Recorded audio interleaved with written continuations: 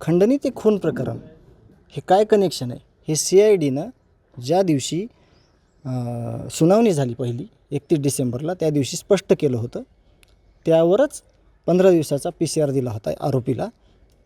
आज माझी भूमिका अशी आहे, जर ह्या आरोपीला मोक्का अंतर्गत मोक्का आणि 302मध्ये खुनाच्या आरोपाचं नाही घेतलं तर उद्या 10 वाजतापासून माझं एक वैयक्तिक माझ्या कुटुंबाचं असं आंदोलन असेल की जे टॉवर आहे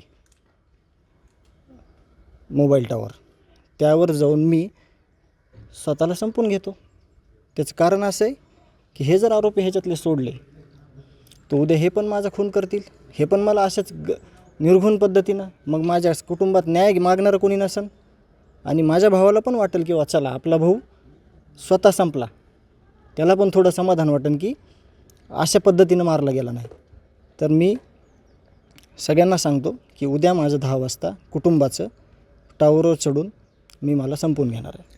कोण कोणी आंदोलन सहभागी होणार आहे? माझं कुटुंब आहे. तुम्हाला भीतीची भावना आहे का? भीती आहे ना 100%. मी तेच सांगायलो आहे, मला भीती आहे ना. तुम्ही अजून पण लक्षात घ्या, खंडणी ते खून प्रकरण हा गुन्हा खंडणीतूनच झालेला आहे. हे खंडणी मागायलाच आले होते 6 तारखेला. 28 मेपासूनचा हे सगळे माझ्या भावाच्या मृत्यूपर्यंतचा सगळा कालावधी आहे तो खंडणीतूनच घडलेला आहे. तिथं काय हे दुसऱ्या वेगळ्या कामाला आलेले नव्हते. आणि जर मला न्याय भेटत नसेल, मला सगळी माहिती भेटत नसेल, मला सगळ्या ह्याच्यापासून दूर ठेवलं जात असेल मला आणि माझ्या कुटुंबाला, तर मी माझा स्वतःचा निर्णय घेतलेला बरा आहे. मी आणि माझं कुटुंबीय आम्ही उद्या हा निर्णय घेतो आहे. मी गांभीर्यपूर्वक सांगतो आहे, माझ्या भावाचं जी गोष्ट झाली ती उद्या परत ही करतील. म्हणून माझी ही भूमिका आहे. मी उद्या 10 वाजता सकाळी माझ्या आंदोलनाला सुरुवात करीन. टॉवरवर जाणार आहे मी आणि मला संपवून घेणार आहे. तुमच्या आंदोलनाचं स्वरूप नेमकं कसं असणार आहे? मी टॉवरवर जाणार आणि मला संपवून घेणार. मला सगळ्यांपासून ह्या भीती आहे.